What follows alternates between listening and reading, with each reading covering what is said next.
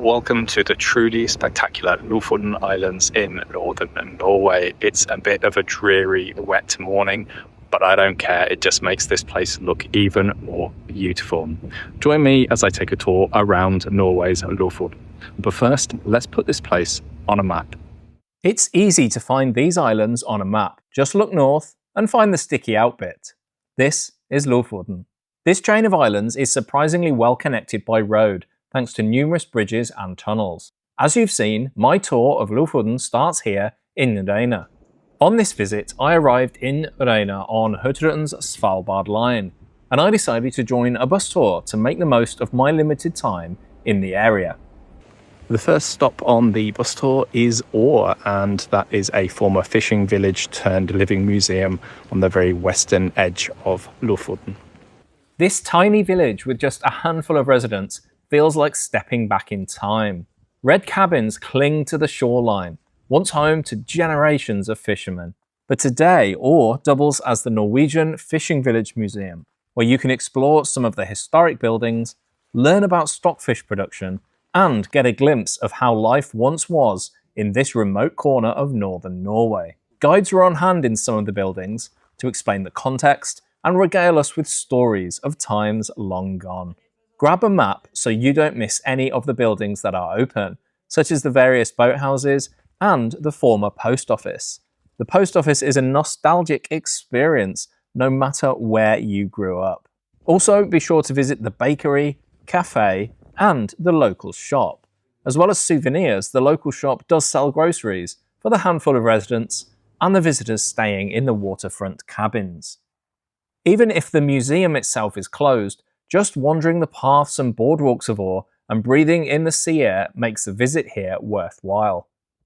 Just before we move on from Å, please do head on over to lifeinnorway.net for more on Lofoten, Northern Norway, and all things Norway in English. Now let's get back on the bus and drive to Flakstad. As the bus winds along the road, the dramatic scenery of Lofoten unfolds. It's the kind of landscape that makes you want to stop every 5 minutes just to take another photo. One of the standout stops was Flux Church. Built in 1780, this red timber church is one of the oldest in Lofoten. Inside, you'll find a simple but atmospheric space that's been at the heart of this small community for years, while its high onion-shaped spire hints at historic trade links with Russia. We then moved on just around the corner to Ramburgg, one of the more well-known villages in Lofoten. After enjoying a delicious lunch, warm, filling, and just what we needed on a rainy day, I braved the rain for a quick wander down to Ramburgg beach. Even under grey skies, the white sand and turquoise water are striking. It's one of many photogenic beaches in Lofoten, and standing there with the wind in your face, well, you really feel the power and the beauty of the Arctic coast. On the drive back towards Reine, our guide told us many stories of the area, which added colour to the otherwise grey day. There was time for one more photo stop, and what a photo stop it was. We also had time for a quick walk around to see some of the cute residential buildings and the traditional fish drying racks. These are found all over the islands and are still used today to dry fish in the late winter and early spring months, before that fish is packed and sent all over the world. From here, we could see the mountains surrounding Reine, which reminded me of the famous Ramburgg hike. Even if you've not heard of it, you'll probably recognise these iconic views from the top.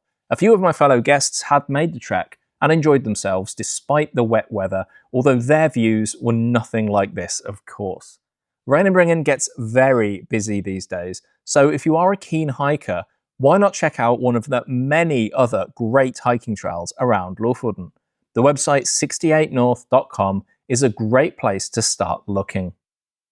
We're now back in Reine, so that's my day in Lofoten done, but this is not the end of the video. I've been to Lofoten several times before, so here's some more highlights.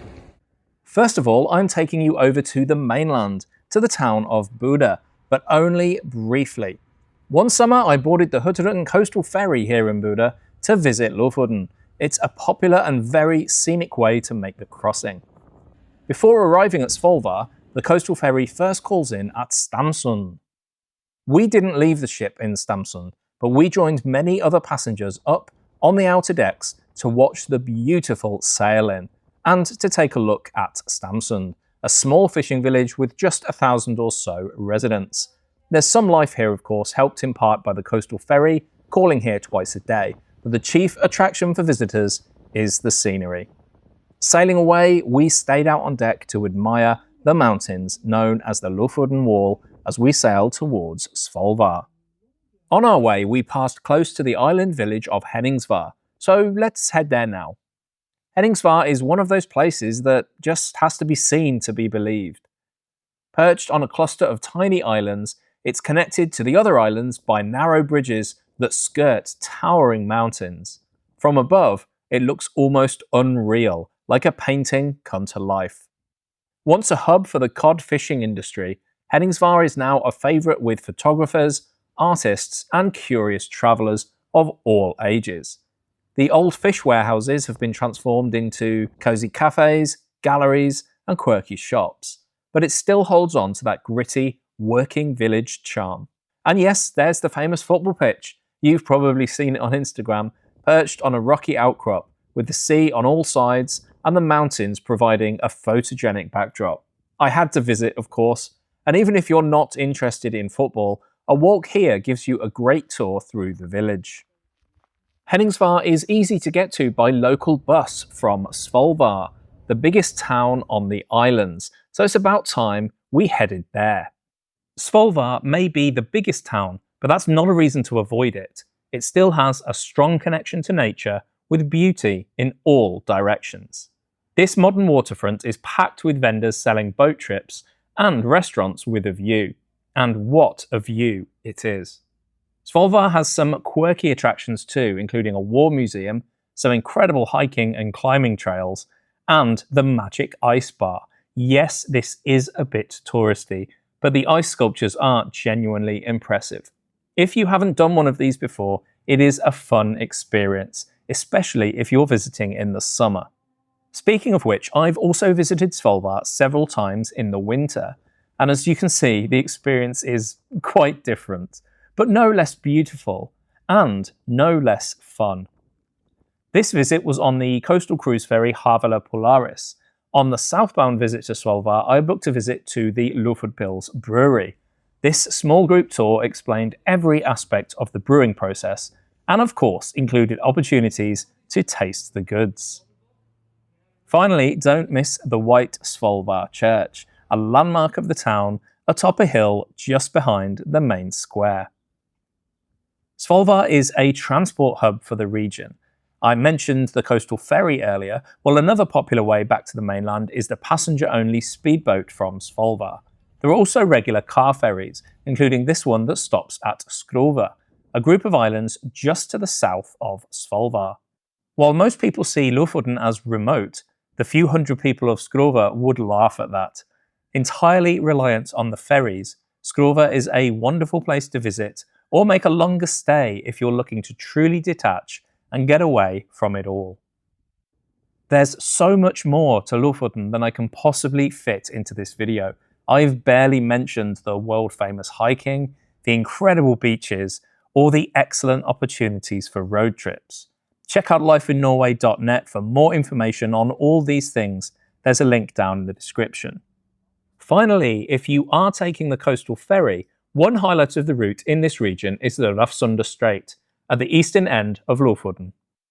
On my recent trip on the Havila Voyages, I stood out on deck in freezing temperatures to admire this sensational scenery. Raftsundet is one of the standout highlights of the southbound route, a few hours before arrival into Svolvær. Watch this video next to see so much more from that trip, which covered the very best and the worst of cruising along the Norwegian coastline during the winter months. And as always, thank you for watching.